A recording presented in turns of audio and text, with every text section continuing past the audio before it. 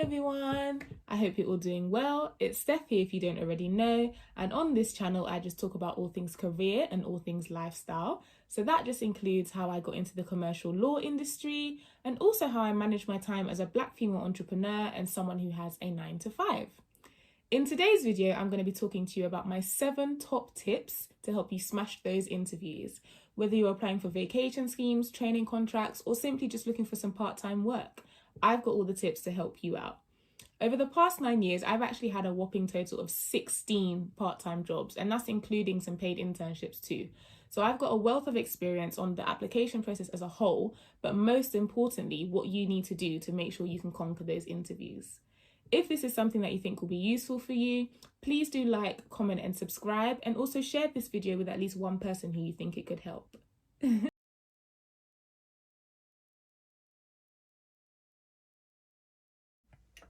So today's 7 tips are going to tackle how to cultivate a success mindset, competency-based questions, strengths-based questions, commercial awareness questions, how to tackle those tricky written assignments, all the questions that you should be asking your interviewer at the end of each interview, and then the general tips and tricks that can help you smash any interview, especially now that a lot of our interviews are going to be online in some way, shape or form.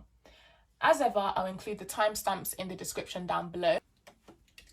Understanding how to cultivate a success mindset is one of the most important things you need to do before you get to the interview stage. What are the 2 things that you need to know to cultivate your success mindset? Well, you need to know your worth, and then you need to add the tax. So what does knowing your worth actually mean? Look at it like this. If 1,000 of you write applications to a firm or to a company, and only 100 of you get picked for interview, that means only 100 of you passed the mark. That means they looked at your application in comparison to someone else's and they decided that you deserve to be there. So remove the nerves because they want you there. So now it's time for you to shine. And adding the tax? Well, it's easy to say don't have any nerves, but we can all forget that sometimes. So you need to keep reminding yourself of how great you are. And once you do that daily, you can cultivate a success mindset. Now, when you get invited to the interview process, you'll be informed whether it's via email or via telephone call or something, what type of interview it's going to be. One of the most common types of interviews are the competency-based questions. So what does this actually mean? Well, with your competency-based interviews, this is where employers are trying to identify the skills and the abilities, so those are the competencies, that are actually vital for working in their organisation. So that could be things like resilience, creativity, teamwork, all of those usual competencies that you tend to see online. When they ask you the questions, however, there are 2 types of ways they might ask it. They might just ask you outright, what's an example of a time where you've demonstrated resilience? But they may also ask a more clouded question where you have to be able to tease out what the competency is. So what's my advice to you here?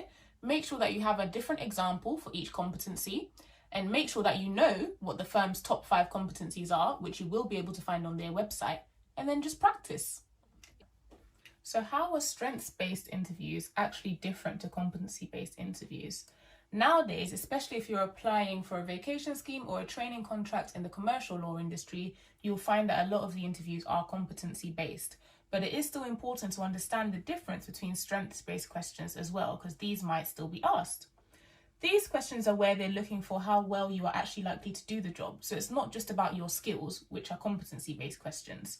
They also want to know whether you'll actually be motivated and energized and what your natural behaviors are and how you typically respond to situations. So what does that mean? You might get a question like, what motivates you? Or who do you admire the most? Or when do you feel most inspired? I've personally found that these questions tend to come up more in the later interview stages. So maybe when it comes to your face-to-face interviews or maybe your telephone interviews. But they can still come up in any type of interview that you're doing. So you do want to be prepared for them and practice, practice, practice. Understanding how to answer commercial awareness questions is probably one of the most commonly asked questions I find in my LinkedIn messages or my Instagram DMs. So hopefully this little structure will help you out today. The way that I've always approached commercial awareness questions, and this has always worked for me personally, is that I summarize the story first, and with that I assume that the interviewer doesn't know what the story is. Then I look at the effect on the global economy. Then I look at the effect on the national economy. Now, with the national economy, you need to be very careful and make sure you're being particular to what the story is about. Then look at the effect on the legal market, because obviously you're applying for a commercial law job or some other kind of law job if that's what you're looking at. If it's finance or some other kind of city job where you require commercial awareness, just switch out that market accordingly. And then finally, look at the challenges and the opportunities for that particular firm or company. It's all you need to do and you should be fine. So I've actually already got a post on PESTLE on my Instagram, which I'm going to link down below. So I'm not going to spend too much time talking about how you should actually use PESTLE, so you can just go straight to that post on Instagram. But what I will say is that when you're thinking about how to tackle written assignments, generally the employers are trying to see how you can combine together all of the different facets or all of the different stakeholders in society.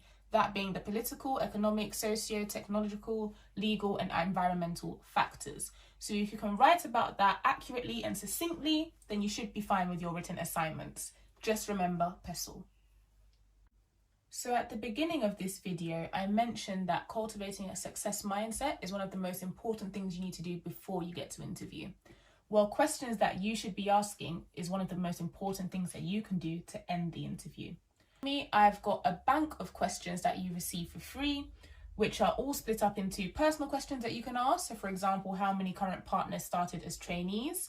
Now, obviously with this question, you can only ask it to the right person. There are certain people who will just not know that particular figure. So do be mindful with who you're asking. There are also business question examples. So what steps does the firm intend to take to implement X? And that could be something like AI or a particular new technology that you've heard about. You might want to know when the firm intends to implement it. Or you could also ask about some deals to show some more commercial awareness. So how do you deal with threats from competition when bidding for work? This will show that you have an understanding of how law firms actually work. So to round off, I'm going to go over some of the general tips that you want to apply to whatever interview you're doing, but most importantly with your video interviews or your face-to-face interviews, which may now be Zoom calls or Cisco WebEx calls or something like that. Please do make sure you think about lighting. So making sure that the lighting is in front of you. Background, so having as clear background as possible, or if it can't be clear, then try to have a neutral background. And then finally, noise. If you don't live alone, then please do just make sure you tell whoever you live with that you are doing an interview and this is important for you. So if they could just give you that space for about an hour to have some peace and quiet so that you can conduct that interview. Hopefully you have found today's video helpful. If you have, please do make sure that you like, comment and subscribe. Let me know if there are any other videos you'd like me to record for you and I'd be happy to do that. See you soon!